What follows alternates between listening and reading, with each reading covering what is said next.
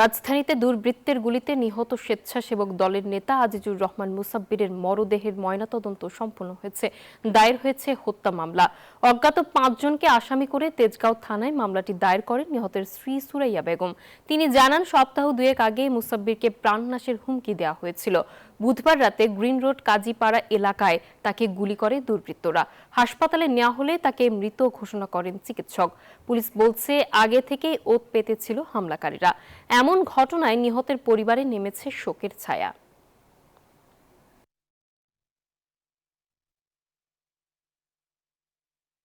ওনার মতো জনপ্রতিনিধি আর কিছুই নেই। উনি তো অনেক জেল জুলুম তো তার নিত্যদিনের সঙ্গী ছিল। প্রায় সময় বলতো যে আমি তো বেশি দিন বাঁচবো না, দেখবো আমাকে হুট করে মেরে ফেলছে। আমার তো অনেক শত্রু আশেপাশে, আমাকে দেখবে হুট করে মেরে ফেলছে, আমি বেশি দিন বাঁচবো না। গত রাতে যে স্বেচ্ছাসেবক দলের নেতা মহানগর উত্তরে আজিজুর রহমান মুসাব্বির, ওনার হত্যা সংক্রান্তে আজকে ভোরের দিকে ওনার মিসেস বাদী হয়ে একটি এজাহার দিয়েছেন। তো আমরা মামলা আমাদের রেকর্ড হয়ে গিয়েছে। তো ৪-৫ জনকে অজ্ঞাতনামা আসামি করে উনি একটি অভিযোগ দাখিল করেছেন। তো আমরা সেটি সামনে রেখে আমাদের তদন্ত কার্য এগিয়ে নিচ্ছি। দর্শক, এই বিষয়ে আরো জানাতে নয়াপল্টন এলাকা থেকে আমাদের সঙ্গে যুক্ত হচ্ছেন সহকর্মী বদরুল আলম শাওন। শাওন, মুসাব্বিরের জানাজা কখন শুরু হবে, কি খবর আছে সবশেষ আমাদেরকে জানাবেন।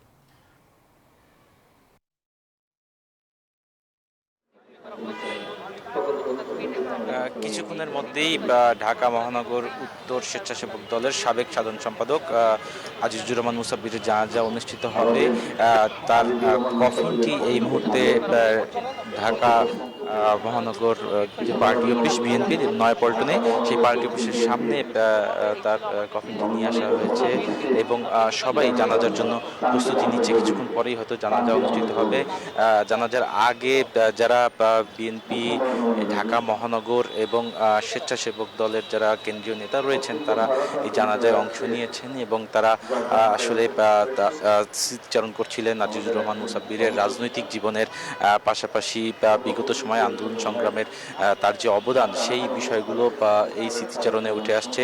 পাশাপাশি আপনি জানেন যে গতকাল রাতে কিন্তু আজিজুর রহমান মুসাব্বির দুর্বৃত্তের গুলিতে নিহত হন। এই ঘটনার পরপরই আসলে যারা দলীয় নেতাকর্মী ছিলেন, বিশেষ করে ঢাকা মহানগর উত্তরের স্বেচ্ছাসেবক দলের, তারা কিন্তু সড়কে বিক্ষোভে নেমে পড়েন এবং তারা এর প্রতিবাদ জানান।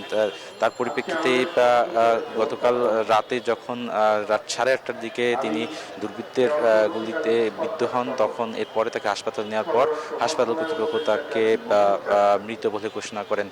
আমরা জানি এর পরপরই বিভিন্ন জায়গা থেকে দলীয় নেতাকর্মীরা এর প্রতিবাদ জানান। পাশাপাশি তারা বলেন যে আগামী নির্বাচনকে বানচাল করতে এই ধরনের একের পর এক আসলে যে হত্যাকাণ্ড, দুর্বৃত্তের গুলিতে বা বিভিন্নভাবে হত্যার শিকার হচ্ছেন রাজনৈতিক কর্মীরা, যার তারা উদাহরণ হিসেবে আজিজুর রহমান মুসাব্বিরের পাশাপাশি এর আগে ইনকিলাব মঞ্চের মুখপাত্র শরীফ ওসমান হাদি, তার কথাও বলছিলেন যে তো এই হত্যাকাণ্ডগুলো আসলে এই যে আগামী ত্রয়োদশ জাতীয় নির্বাচন, সেই নির্বাচনকে যাতে বাধাগ্রস্ত করা যায়, তার কারণে এই ধরনের হত্যাকাণ্ড চলতে পারে। পাশাপাশি দলীয় নেতাকর্মীরা দাবি জানাচ্ছেন যে এই হত্যাকাণ্ডের পেছনে যারা জড়িত, তাদেরকে যাতে দ্রুত চিহ্নিত করে আইনের আওতায় এনে বিচার নিশ্চিত করা হয় এবং পাশাপাশি এই হত্যাকাণ্ডের পেছনে কারা জড়িত সেই বিষয়টি যাতে নিশ্চিত করা হয়। কিছুক্ষণ পরেই জানাজার নামাজ অনুষ্ঠিত হবে। এরপরে জানাজার নামাজ শেষে তার মরদেহ কারণ বাজারে তার বাসভবনে নিয়ে যাওয়া হবে, সেখানে আবার জানাজার নামাজ হবে, তারপরে তাকে দাফন করা হবে। তো এই ছিল আমার কাছে এখন পর্যন্ত সর্বশেষ সংবাদ। শাওন, আপনাকে ধন্যবাদ।